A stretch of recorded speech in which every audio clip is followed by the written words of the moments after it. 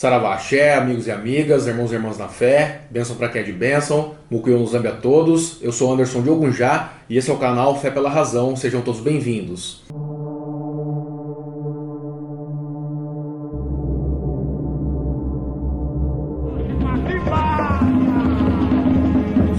Hoje nós vamos retomar aqui os nossos estudos, nossos bate-papos, no que diz respeito à palavra Egum. Como eu sei que é um tema polêmico, eu vou tentar aqui ponderar as minhas falas da melhor maneira possível. Primeiramente, vamos entender o que significa a palavra Egum. A palavra Egum serve para designar todo e qualquer espírito humano que tenha desencarnado, que tenha feito a passagem, do plano terreno para o mundo astral, para o mundo espiritual, que é a nossa verdadeira casa. Então, os espíritos que passam daqui para lá são chamados de Eguns, independente de serem aí espíritos menos ou mais evoluídos, independente de ter entendimento ou não da nova caminhada, da nova senda que vão percorrer.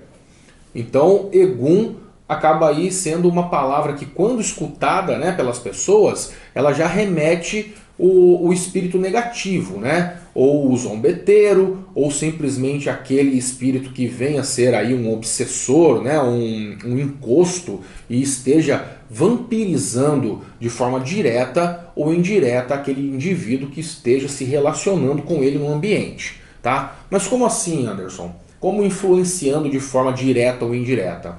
Existem aqueles que influenciam de forma direta porque são aqueles movidos pelo ódio, pela raiva, pelo rancor. Estão ali de livre e espontânea vontade tentando fazer mal àquela pessoa a qual eles estejam se relacionando.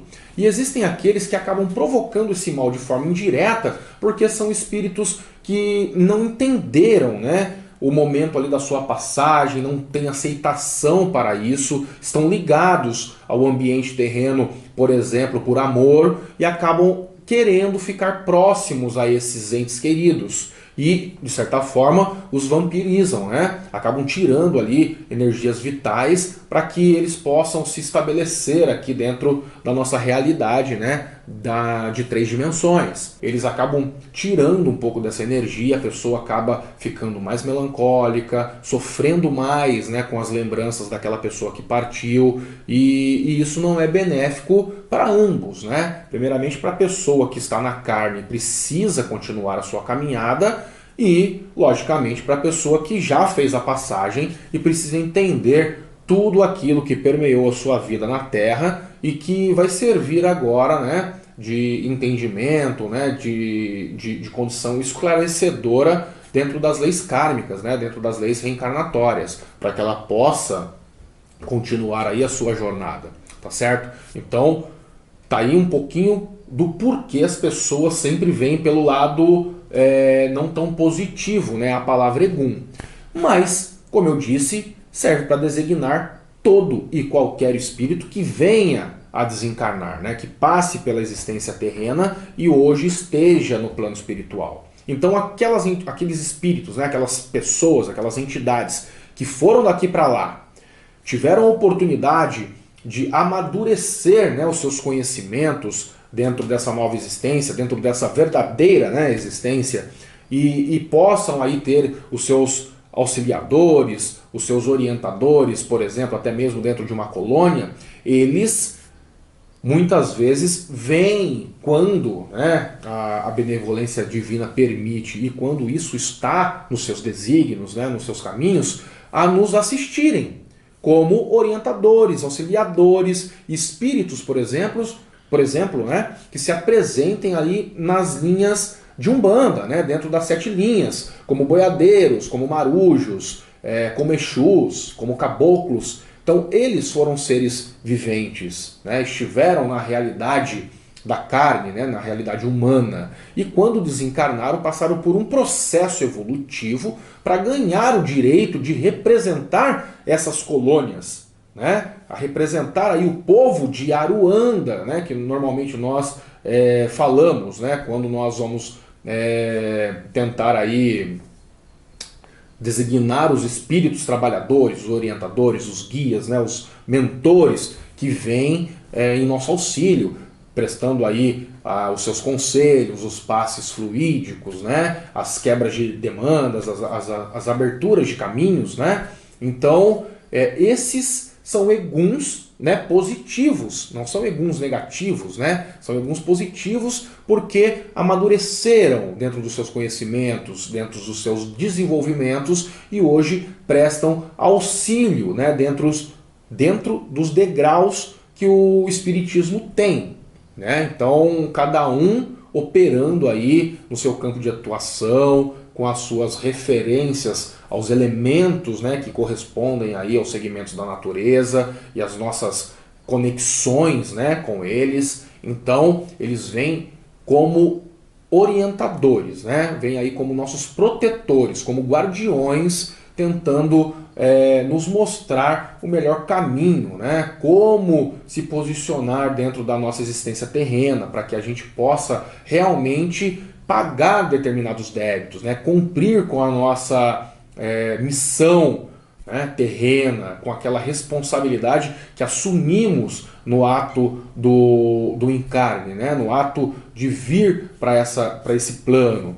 Então, e tem uma diferença, lógico, da palavra egungun, que é muito conhecida aí, né, dentro dos espíritas, né, de matrizes afrodescendentes. Então aqui, por exemplo, em território nacional, a gente tem o epicentro aí do culto a Egungun na ilha de Taparica, na Bahia. Ele remete a palavra, né, como eu disse, ao espírito humano que desencarnou. Mas é um ato que se difere da palavra Egun, como eu mencionei, né, anteriormente, por ser um ato ritualístico aonde pessoas, né, que foram sacerdotes importantes dentro da religião de matriz africana vêm desenvolver o seu trabalho, né? Foram pessoas que partiram daqui para lá fazendo parte desse panteão, né? Fazendo parte desse segmento e estavam já relacionados aí a determinados guias, a determinadas colônias, e lá eles amadurecem, né, esse trabalho que já desenvolviam aqui e vem aí mostrando todo o seu axé, né, toda a sua força, todo o seu mistério,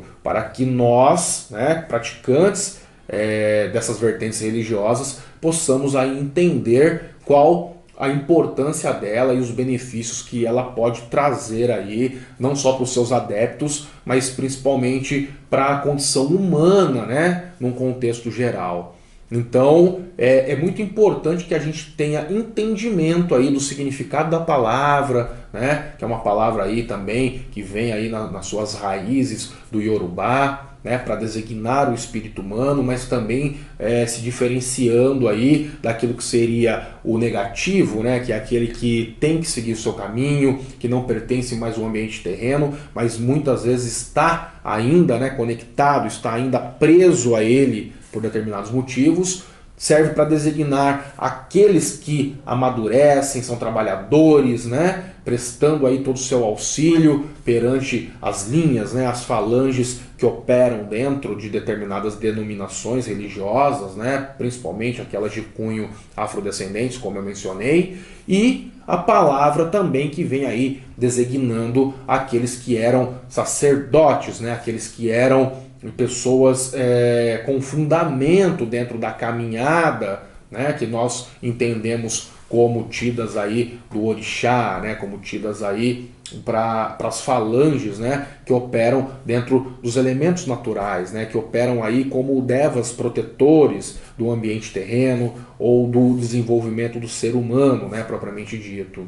Isso, quando nós entendemos isso, a gente quebra um pouco aquele preconceito que temos da palavra Egum, né? E entendemos, mais uma vez, volto a salientar, por isso que é um tema polêmico, né? Entendemos que algumas das entidades que nós temos contato, né? E principalmente nós recorremos ao auxílio dela dentro de determinados segmentos, né, religiosos, por exemplo, a Umbanda, como eu mencionei, acabam sendo, sim, pessoas que tiveram a sua existência terrena, passaram aí pelas suas provações, puderam espiar, né, de alguma forma as suas faltas, puderam cumprir, né, determinadas condições missionárias aí como formadores de opiniões, né, pessoas que lideraram determinados movimentos dentro do seu grupo, né? Dentro do seu segmento social ao qual pertenciam, e hoje continuam realizando isso através da assistência prestada aí pelas casas espíritas, né? Então eu poderia dizer entre as casas espiritualistas, mas aí seria uma coisa muito abrangente em relação às crenças de que o ser humano pode se conectar com o poder superior, né? Pode receber as mensagens, né, desse poder superior, e dentro das religiões que acreditam, né, numa divindade ou acreditam na alma humana, né? Então, assim, toda casa espírita é espiritualista, mas nem toda denominação espiritualista é espírita, né? Então, assim, o catolicismo, por exemplo, é uma religião espiritualista, porque acredita no poder superior, né? Em Deus, e acredita na alma humana, né? Mas os dogmas que compõem, né, a doutrina que compõe as casas espíritas é um tanto diferente, né? Pelas crenças ali começarem a se entender dentro da parte reencarnatória, dentro das partes kármicas, né? Então isso aí seria já um tema para um outro vídeo, né? Já seria uma outra fala aí a ser elaborada com vocês, tá certo? Então hoje eu quero primeiro que vocês tenham um entendimento do que seria Egum, tá? Do que seria um Egum negativo, do que seria um Egum positivo e do que seria o culto a Egungun, né? Que são aqueles que desencarnaram já desenvolvendo trabalho dentro das casas e tendas aí que nós temos conhecimento. Tá certo? Então, Saravaxé, espero que tenham gostado da explicação. Acompanhe o nosso trabalho, divulga ele, dá o like, se inscreve no canal e também prestigie nossos trabalhos dentro aí das redes sociais, através de Facebook, Instagram, no nosso grupo do WhatsApp, que o link está aqui disponível na descrição, e agora também com tiras rápidas lá no TikTok, tá certo? Onde a gente fala realmente dentro das condições aí de fé e razão, né? Da fé pela razão. Então nós vamos também fazer esse tipo de trabalho aqui, porque algumas pessoas têm me cobrado, né? Olha, Anderson, eu gostaria de saber um pouquinho mais dentro da espiritualidade, como eu mencionei agora, né? Mas não só aquela que está ligada à matriz africana, né? Porque ali é uma maneira de se enxergar essa conexão, né? Essa conexão magista que nos religa ao sagrado. Mas eu poderia também estar falando, por exemplo, do judaísmo, do islamismo, do cristianismo, né? Que são aí 3 das maiores religiões, né, que nós conhecemos, né, hoje no mundo. E poderia também falar do budismo, do taoísmo, do hinduísmo propriamente dito, né, e as suas técnicas e práticas meditativas, embora todos esses assuntos estejam relacionados, né, e façam parte de uma grande corrente, e a gente só tem que saber aí dividir e entender cada elo que compõe essa grande corrente, tá certo? Então nós vamos fazer aqui conteúdos diversificados para que vocês possam ter entendimento no que diz respeito aí à espiritualidade, no que diz respeito ao misticismo, no que diz respeito ao esoterismo, né? E a crença nessa comunicação direta aí que nós realizamos diariamente com o plano espiritual, que, como eu disse, é a nossa verdadeira casa. Tá certo? Saravaxé, até mais a todos.